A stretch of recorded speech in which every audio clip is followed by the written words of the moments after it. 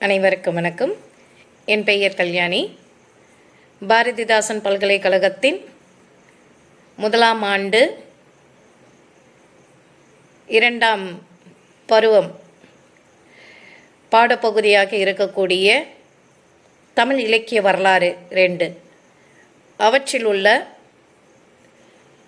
பாடங்களில் இருக்கக்கூடிய முதல் அலகு ஃபஸ்ட் யூனிட் அவற்றில் இருக்கக்கூடிய கருத்துக்களை இப்பொழுது காண்போம்.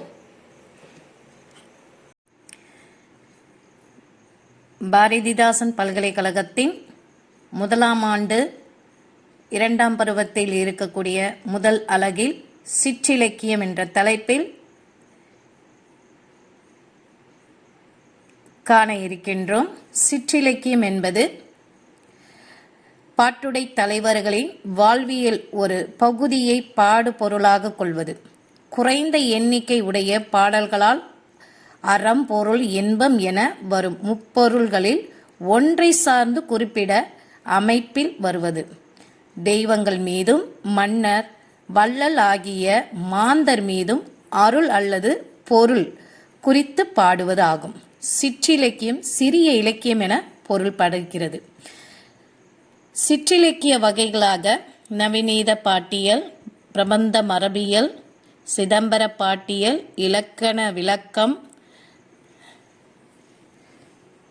தொன்னூல் விளக்கம், பிரபந்த தீபிகை, சதுர அகராதி, அபிதான சிந்தாமணி போன்ற பல சிற்றிலக்கிய வகைகள் உண்டு.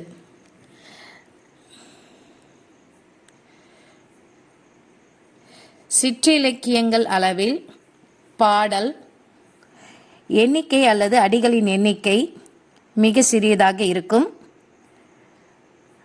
அகப்பொருள் அல்லது புறப்பொருள் ஏதேனும் ஒரு துறையை பற்றியதாக அமையும். பாடப்பெறும் கடவுள் அல்லது மன்னன் அல்லது வள்ளல் ஆகியவற்றை வாழ்வின் ஒரு சிறு கூறு மட்டுமே விளக்கப்பட்டிருக்கும். எடுத்துக்காட்டாக உலா இலக்கியம் தலைவன் உலாவரும் காட்சியை மட்டுமே அதில் சிறப்பித்து பாடப்படுகின்றது. அறம்பொருள், இன்பம், வீடு என்னும் 4 உறுதி பொருள்களிலும்